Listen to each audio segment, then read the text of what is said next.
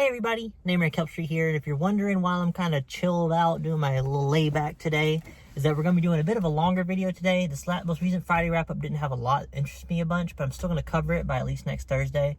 But while I'm in the mood today, and this was a good breakup from my work day, and something I kind of need to break down and do because I've been having a lot of fun with these videos, I want to talk about one of my first complete collections of a discography dissection, meaning if you haven't seen my other video about it on this channel, I've been approaching one artist or one band, and discography dissection means going down each album in their discography. I've listened to all of them, whatever artists I talk about, and then dissect how I approach all their albums, how their discography looks all together, the lore I know about the band as I go on, things like that.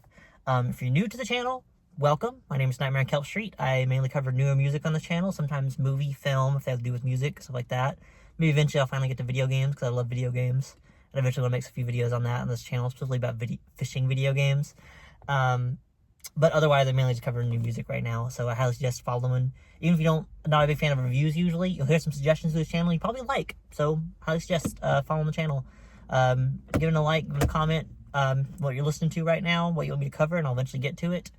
Thank you, Philly the Best, for suggesting another album for me to get to, so I'm excited to have something slated up. I have no idea what it is, no idea what genre it is. If you're returning, I know we have 55 people through the channel coming in regularly right now, so welcome. Thank you for subscribing. Thank you for sticking around. I hope you're enjoying the videos. I assume you wouldn't subscribe otherwise, and I highly suggest if you're continuing to follow the channel like that, leave a comment so I'll eventually get something you're listening to and cover it myself, kind of go over it and see what I'm feeling about it. But today's video, we're going to be covering the entire discography of Dance Gavin Dance. And if you know anything about the band, you know this is a bit of a daunting task because they have a lot of albums. This band has been active since 2006, at least as far as I can access on Spotify. I'm going off like Spotify, what I have access to. They may have early EPs or something like that, singles, but full albums. The first album came out in 2006, Whatever I Say Is Royal Ocean. Had the original of the main three singers that joined the band at a certain point, all three singers that joined the band on certain songs. But for now, all we have is Johnny Craig, one of the initial two vocalists, next to Will Swan.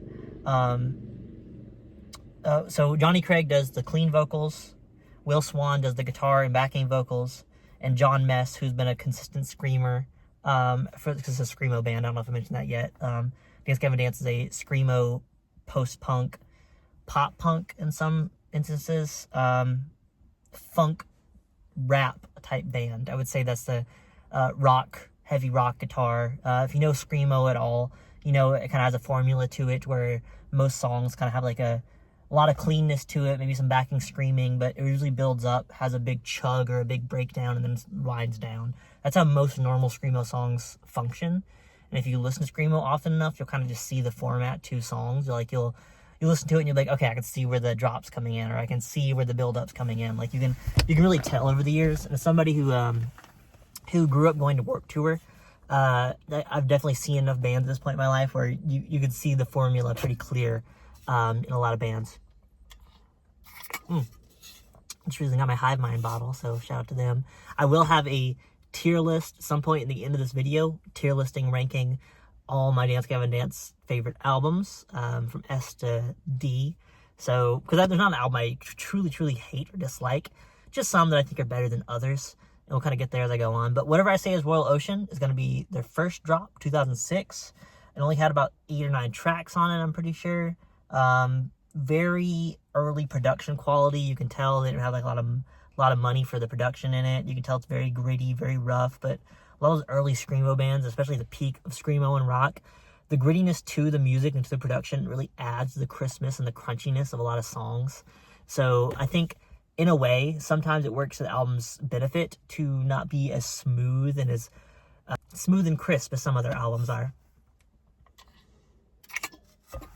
It's screamo, it's rock, it's supposed to be gritty, it's supposed to be rough and in your face and hardcore. So having, people really didn't like Tool's album, Fear Inoculum, after their big hiatus because it was so polished over and smooth compared to other Tool albums that it felt weird and it felt off. And I'm still with that agreement that I'm like, yes, if it's a rock album, especially like a prog rock or screamo rock or something like that, like embrace the grittiness to your sound. You know, don't like go so smooth that it contrasts what your tone you want is.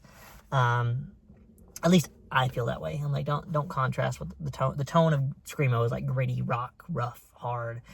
But generally, as the band had started in 2006, the main members were Matt Mingus on drums, Eric Lodge on bass and backing vocals, Alvaro Alcala on the rhythm guitar, Will Swan, John Mess, and Johnny Craig.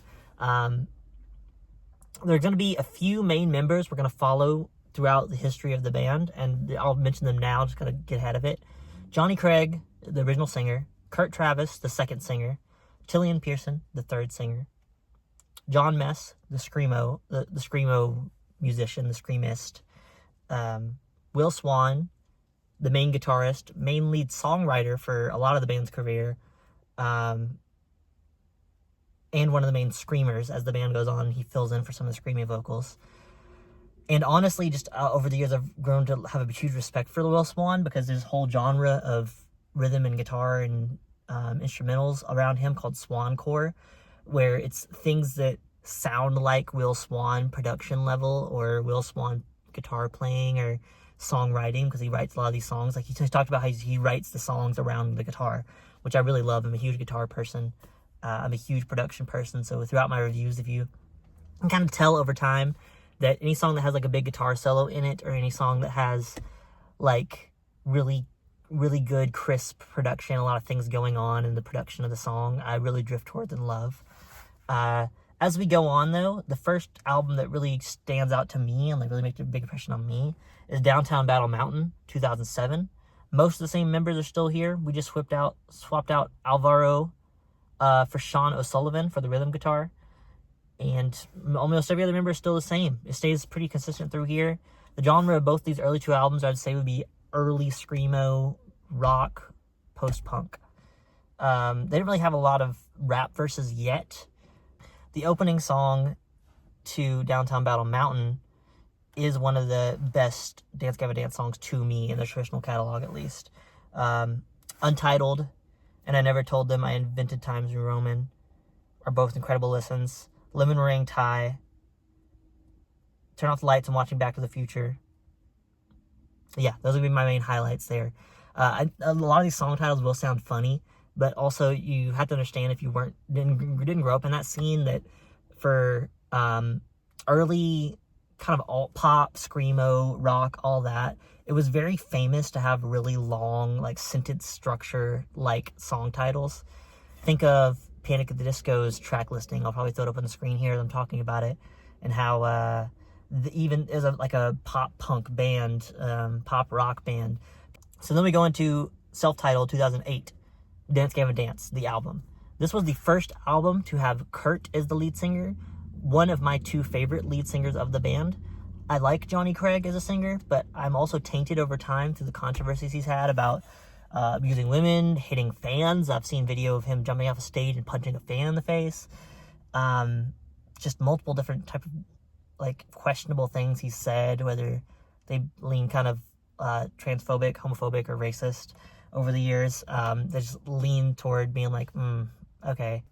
So yeah, since I was already on the fence growing up and figuring out things about Johnny Craig and like things he's been through and what he's been doing, I was fine with Kurt taking over as the main singer for the band. I was like, I'll welcome it. And over the years, I've grown to love Kurt as, I would say, probably my favorite singer of the band over the years. In 2008, they dropped the self-titled Dance Gavin Dance with some of my favorite songs by them of all time. Alex English, Buffalo, Me and Zoloft Get Along Just Fine, one of my favorite track titles of the entire career. Hot Water and Wool Reprise, making this one of the few duo tracks that transition into each other in the entire discography, and make this one of the few songs I've ever consumed and listened to that cuts off mid-song and just transitions. Like, you can hear the guitar riff continuing at the beginning of the reprise, which is really cool. I love this. I love the the quality of like transitioning a song and having just like a reprise, re-edition. Like, that's why I love musicals growing up. I would love like continuations of a song. If you put both versions together, this would be about a 6-ish minute song, 6.5 minutes. But it's worth it to me every time I listen to it. I'm like, damn, it's just the guitar on it, the structuring and layering of the song, how it continues on and calls back to itself by the reprise. It's incredible, gorgeous listen. If you're into rock, into screamo, into heavier things, I highly suggest these 2 songs alone. And if not, you want a shorter song, Uneasy Hearts Weigh the Most. It's about 3.5 minutes. It's probably the poppiest song on the album. Probably one of the more poppier, smoother, cleaner cut vocals on any Dance Gavin Dance song. Only one screaming part I can think of in it is at the very end when I think in this album, yeah, for the very beginning and very tail end, Kurt Travis was doing the lead vocals and John Mess was on the screamos. But for a while there, and you can hear it on this album, on the Dance Gavin Dance album, self-titled, Will Swan was doing screamo vocals for like me and Zoloff Get Along Just Fine. And on Uneasy Hearts Weigh the Most, I'm pretty sure John Mess is the one doing the screamo on that one, because it's different vocalization styling. One is more gritty than the other. Will Swan's screamo is definitely like a bit more gruff. He has like a kind of a deeper voice when he screams. But the only screaming part I can think of on Uneasy Hearts Weigh the Most is a very quick interception of I'm $1 million fucking bucks. I'm 1,000 fucking fucks. You bitch is scared she got hit by a truck. What the fuck? And then it goes back into clean vocals, and it kind of just rides back out as a normal kind of funky, smooth pop punk song. So it's a very quick screamo interjection for about 10-20 seconds and back out, which I really love. I'm like, that's a genius way to kind of utilize everybody and make this one of the main kind of singles of somebody who wants to get into screamo but isn't really big into it. And then we have some rock idols coming right after that. Caviar with Chino Marino. If you know him, he's the lead singer from Deftones and the lead singer of the band Crosses, who I might eventually cover on this channel. Eventually, I love the band Crosses, kind of a secret band feature going on.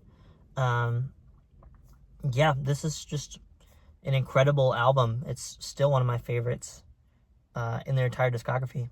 Before I forget, People You Know, it's a hidden track, starts at the very end of the album, around like the 5-minute mark. Very nice, slow down, smooth ride out to the album compared to the rest of the album, which I really like. I'm like, yeah, after a bunch of heaviness, give me a slow down. I like that. Next, we get into the only other Kurt album, Happiness. Came out in June 2009. Most of all the same members are here. It's a pretty incredible listen. I love through each album cover. I'll probably put them up on the screen here. We have kind of a overarching comic narrative to our little animal creatures and a robot creature. Like, we at one point have like a robot versus animals war, and then you kind of see through artificial selection later on the robots win. I'll kind of address that as I go on, but here it creates a great juxtaposition of art where, like, it's called Happiness. There's this robot in an empty boat in a pool with everybody watching them, like, alone. And you really feel like just the absence of happiness when you look at an image like this. You're like, oh, you are isolated. You are being watched alone and trying to push on alone with a paddle but no water. And not a lot of the album covers so far have really addressed this. Yeah, this is one of the first ones that really has this like kind of same comic stylization to it. I really like the Death Star on the cover of the title track album, Dance Gavin Dance. But this is our first album that really has this through line of comics throughout the album covers, which keep this in mind as well. This will come back up. I just love an overarching lore and narrative to a band. So, you know, it really draws me back in to revisit them and listen to them. And I've grown up with this music, so it's really kind of become a comfort listen, even though it's screamo. You know, some even louder things or people consider heavier or weird can become a comfort and a grounding station, you know, for some people. And this band is one of those for me. So, I wouldn't say this track list is one of my favorites, but it's one I go back to more than other albums. Looking at the track list here, Carl Barker, the title track, Happiness, is actually a really somber song about this woman's child dying and kind of talking about how the narrator's framing it in a way how they're like, oh, I wish, you know, picking up the phone, I want to call you, but you're not there. The absence of being there, people tell you it's not your fault, you know, like it's a really like, really hefty reminder of the absence of happiness, which really mimics the album cover, which is what also a theme I really love about this album is, it throws you a bone with some silly lines and silly songs, song titles, like I'm Down with Browntown. But generally, it's a very somber listen until the second half. Like, self-trepanation gets heavier. It gets like this, self-trepanation being a term for like drilling in the skull, the old surgical procedure they would do. But like, you mimic that with how the song starts and how it sounds in the first like minute, 2 minutes or so. It's like the sound of the guitar and the drums and everything is like really feels like it's drilling into your skull. And then by the 2 or 2.5 minute mark, it finally calms back down, after the big screamo blast of like, just repetition, tap into your mind, then I'll know everything, like over and over. And then finally calms down the last minute or two, giving us that calm down, just like people we know in the last album. They're really good at giving you a calm down after a really big high. Don't Tell Dave and Powder to the People are two that I would also say remember, because these are both incredible, funky, smooth, probably the most upbeat songs on the album compared to the rest of the album. Especially the last track, Power to the People, because the fight for rights is equal. I'm like, damn, that's a really nice sentiment and strong sentiment in the album on. That's why, another reason why I remember this album so much. Will Swan just rapping at the very end of the album, being one of the few rap verses on the album. And he raps on and off on some of these albums, but not always. So it's a treat when you get it. Because he's not a bad rapper. He just doesn't, he kind of just focuses on guitar. That's not his main thing. Then we get to what is probably my most listened to album out of the entire discography, Downtown Battle Mountain 2 in 2011. This is our first sequel album, sequeling Downtown Battle Mountain 1. This is one of the first albums where we have a return vocalist. Johnny Craig returns for the vocals on Downtown Battle Mountain 2. And there's a lot of tracks in this album I can think of where I'm like, damn, that I've heard this album so many times. I could just throw it to you and tell you, like, the opener, Spooks, is incredible. Pounce Bounce. The Robot with Human Hair, part 2.5. So this also kind of, I haven't addressed this yet, but the Robot with Human Hair is on the very first album. Robot with Human Hair part 2 is on, with the second or third album, I can't remember. This is 2.5. We eventually get 3. There are some songs that gets continuations as well, like through parts. And because Johnny Craig was very quickly going to be with the band and out of the band after this album, he did part 2.5. So we technically have 4 Robot with Human Hairs songs throughout the discography. And just as an explanation of why it's called this, the Robot with Human Hair is a concept about you're dating a person, but particularly in these cases, usually they're talking about a woman who they're dating, and they're like, you're a robot with human hair. Like, you're a person who I'm with and I spend time with and I communicate with, but you have no emotions. You don't express emotions. You're the facade of a real human and a person, which is a very interesting concept to talk about. With Johnny Craig, I don't doubt that he had some emotions in the relationships he was in, just not good ones from first-hand accounts. But I can't say that a good album made by a bad person doesn't discredit the enjoyment I've gotten out of it over the years. So at this point in my life, I kind of think of it like listening to an older Kanye album. Does what he do now discredit how good the album was then? I don't think so. Streaming it or buying it outright, or like paying for his merch outright, that benefits him right now. But if you can find a way to freely rip it, listen on Bandcamp or something, like find a YouTube copy of it, even streaming it, most of the time, they're not going to be getting so much money out of it unless you stream it like day in and day out, that it doesn't really impact, as long as you're not just sending him directly money. Or I would recommend, if there's an artist, that's a controversial artist that you are feeling iffy about supporting their work directly, finding other ways to route around it, like let's do it on YouTube, listen to their content, like find a rip of it and download it, just so you don't have to support them directly, pirate it, hell. But for this album, we have great lines. I remember, like, I think every little child would benefit from smoking weed. Hell yeah. Elder Goose, Heat Seeking Ghost of Sex, Blue Dream is one of the first songs I listened to when I was beginning to date my now wife. Blue Dream is an incredible mix of rock and pop and funk and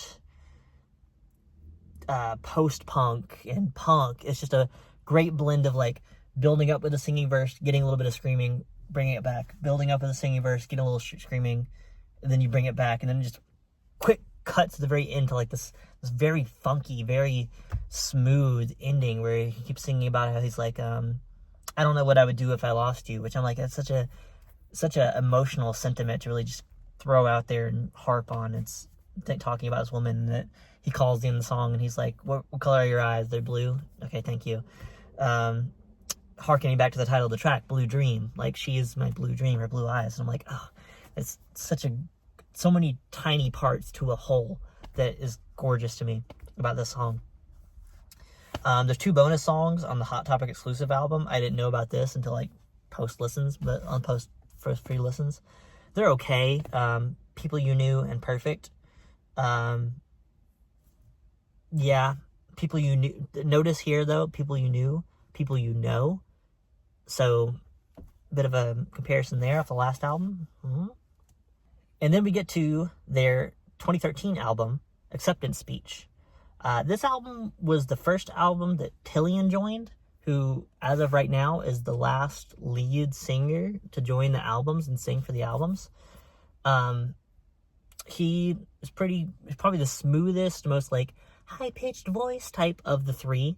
I grew to love him. He was the friend I started with the band listening to when I first started listening to the band.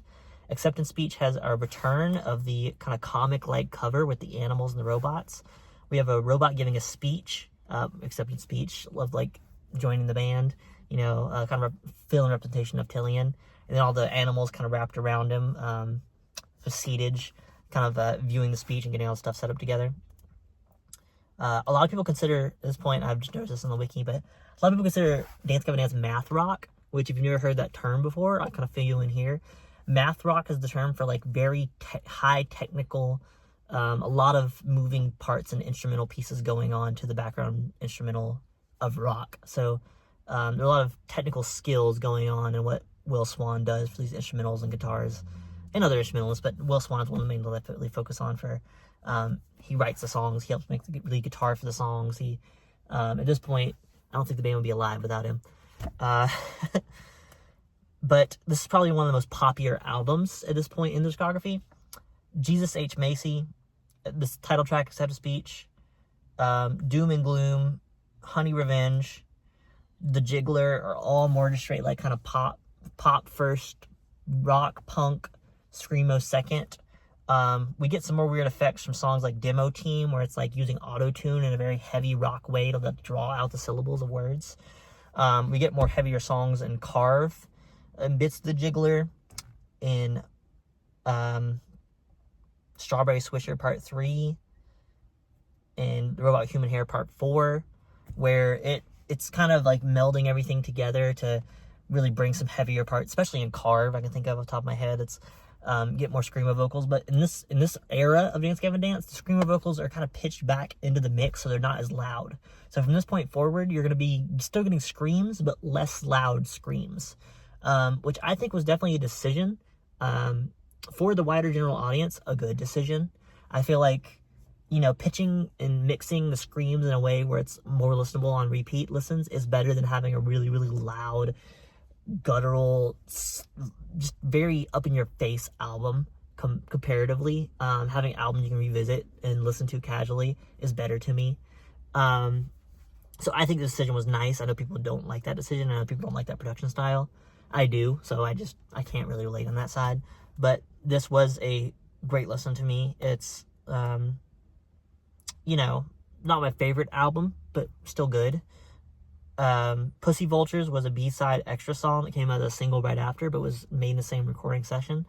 It's about a 5.5 minute song, so it's a bit of a single aside now, but I would still suggest it if you like this era of their stuff. And I would suggest checking out any of these albums that sound interesting to you. By this point forward, we're going to be having more pop-heavy albums than rock or screamo. Like, it's still going to have screamo in it, but it's just mixed in a different way. Just, it sounds like how you would present pop punk rather than just like punk rock. And then we finally make it up to the album I started the band with, Instant Gratification.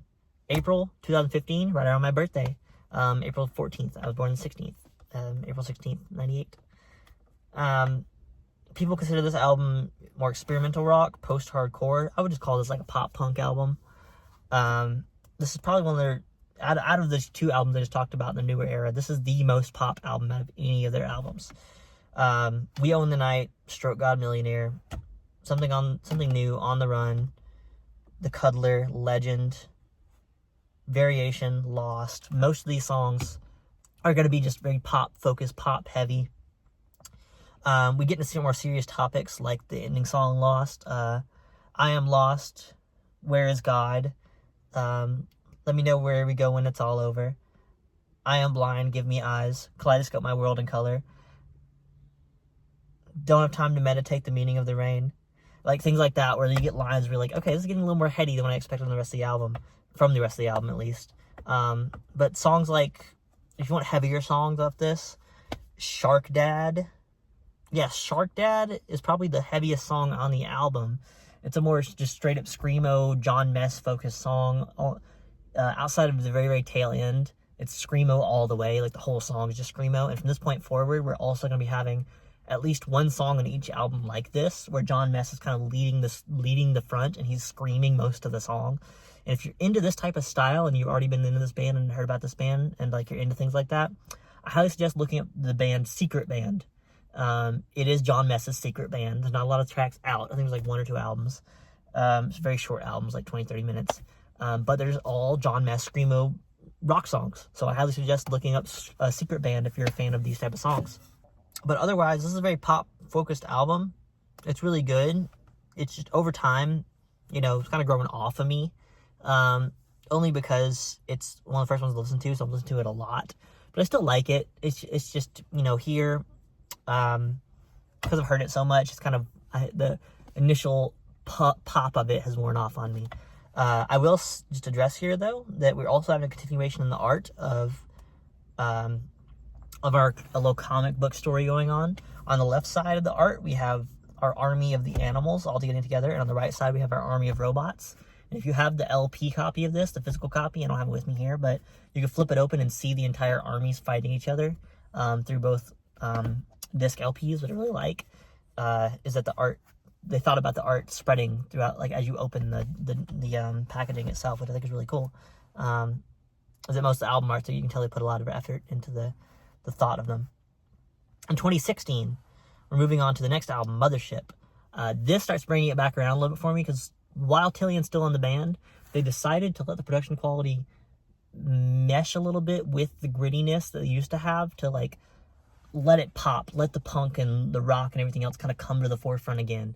Tilian, a few tracks, finally started getting into a bit of a screamy type of tone. I think of songs like the ending track, Man of the Year, Betrayed by the Game, Inspire the Liars, Young Robot, the opening song, Chucky versus the Giant Tortoise. All these songs like have a mesh of like, it's not as pitched back as the last 2 albums, where not as poppy focused. We're getting back into our punk rock, pop screamo type field.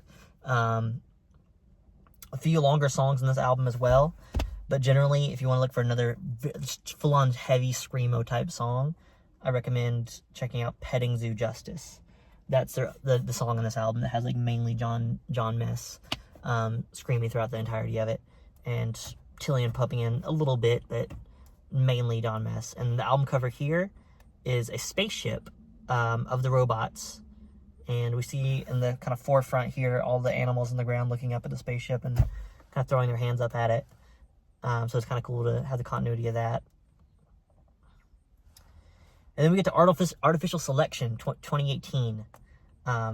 This one is more electronic rock, I would say, in hindsight.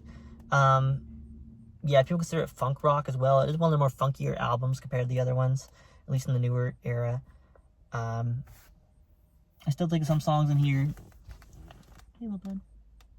I still think of some songs in here nowadays all the time, like Count Basie, Care, Spin It in This Disaster. One that really stands out to me at this point is Shelf Life, featuring Kurt Travis, the second singer. So now we have the third and second singer on the same song. Shelf Life is talking about how Kurt's like, finalize my shelf life. Like, this is me sending off my life with the band, which is unfortunate, but understandable. He would talk a lot about how he wrote songs inspired by his depression or things that were plaguing him. And he's like, I'm going to put a pin on this and end my career off on a good note, you know, on my own terms, which is nice. By this point, anybody who's been a part of the band, my little band timeline here, has stayed a part of the band. There's a few songs and a few live shows where all three singers got together. So Johnny Craig, Kurt Travis, and Tillian Pearson. All clean singers were together for short bits of tour or like a solo song, like remastering of an old song. But generally, otherwise, they've never been on the same album together outside of this instance. Which is interesting to hear. That by this point, you know, they kind of all stayed in their own lane and let each other do what they're doing. Then we finally enter in the 2020s with Afterburner. This one still, to me, is a bit of an enigma because I like it, but only really its highlights when I look back on it.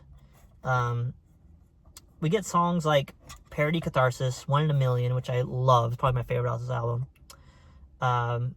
Lyrics Lie, Prisoner, and one of the few songs that my ex liked, Calentamiento Global. Calentamiento Global. Yeah, I'm pretty sure that's how you say that. And it's more like Tillian embracing his like Hispanic heritage and singing in Spanish, which is nice. Definitely outside of, you know, Instant Gratification, one of the more popular songs he's ever written. But by this point on this album as well, they've kind of also toned down the majority of the album back to its like pop origins and how it sounds. Andrew Wells is on the second to last song on here, but the album cover doesn't actually really give us a lot to work with through our like kind of comic continuation. We can kind of see a little bit as I'm looking at it here. We're at the base of the tree from Artificial Selection, and there's all this fire going around, and there's all these animals running around, and there's this like robot on a like kind of chair throne looking thing. So my guess here is that the tree burns down, and the little animals take over, or this guy's like a dictator robot, and he's taken over. But I don't think I talked about that. I'll kind of double back and cover that. That Artificial Selection, we have this big kind of spiraling staircase tree on the very cover, and all the little creatures we see and all the little animals we've seen so far in the little comic covers and artwork are walking up into it and being put in these pods at the very top. So I wonder if from the city we see here, if they eventually burned down the tree because they could tell something was wrong, which is very interesting. You know, we get tidbits of a story throughout these comics, throughout these album covers. And then we get to the very newest album, Jackpot Juicer, which came out in July 2022. It was recorded in 2021. And I still find to be my least favorite album from them. We do still have more continuation of the cover. Like, actually, no, I'm looking at it here. We have a bunch of fruits and stuff, but we don't have any of the people, little animal people. So I wonder if they got transformed into fruits, or if this is like another separate kind of side album cover, like the Death Star one, which is interesting. You know, I never really focused on that, but yeah, we don't have any of our little furry people on the front. You know, this one just didn't hit for me. It still hasn't. I like Untitled 2. That was a good opener. I like Cream of the Crop. The first two songs were really good. And then from there on, Synergy, For the Jeers, One Man's Cringe. Most of these songs just feel like ideas that were B-sides from earlier albums. And it really hurts to kind of hear them at this point. Be like, okay, so we're kind of exhausted what felt like our peak. And this is just hanging in there, and we're taking the highlights of what I can get from it. I hate to leave it on a bad note, but generally, that's how I've felt about this newest album, and I've heard it a few times now, so I doubt my opinion's going to change at some point. I could just snap one day and be like, wow, I really love this album. But to this day, I'm happy to kind of cover some members' content separate from the band, such as Will Swan. We'll see what he's doing up to private from the band and aside from the band. See some of his like guitar solos and guitar practices online, and writing for their other bands, and making solo material, hunting down any solo material he has. John Mess with Secret Band, following him over the years and seeing what he's got going on.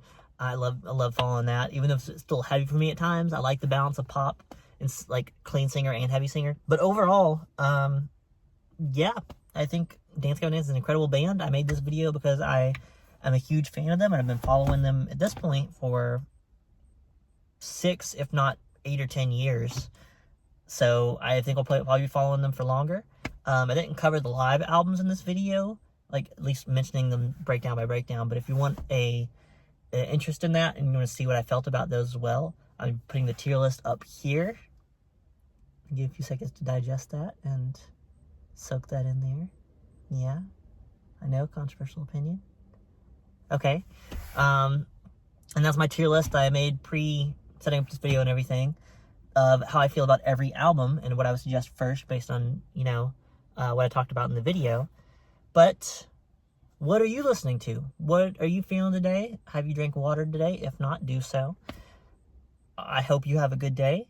Thank you for sitting around and listening to me yapping for a little while about musicians and the history of a rock band. A rock band that I love, but a rock band nonetheless, just for listening to me yap about a band and their history and what I find to be their highlights and lowlights. Probably gonna listen to more of them right after I get off this video, just because, kind of sparked my binge to get back into them again. But I finally want to go knock out like a full one of these discography dissections to kind of document how I feel about an artist I've heard all their albums of. The next ones might be over either The Voids, Marina and the Diamonds, who's now just goes by Marina. Just whatever I'm feeling, whatever I've heard a lot of and I know my opinions off of immediately off rip. I would go track by track for some of these, but especially with bands that have like a lot of albums like this, it would just take a lot of time. So I could eventually maybe get to a longer video format like that, where I go track by track and listen to all of them, take notes, and then do an hour to 2 hour type video of all the track by track breakdown. But whatever highlights I gave you in this video are probably the highlights I would give anyways. So I highly suggest, if you heard something in this video that you're like, oh, that sounds like a genre I would like, or, that sounds more tuned to me on the pop rock side than like the screamo, heavier guttural type side, then I recommend hunting those out, just listening to what you like. My name is Nightmare Kelp Street. I hope you're having a great day, whether you're new or old to the channel, and goodbye, Kelpies.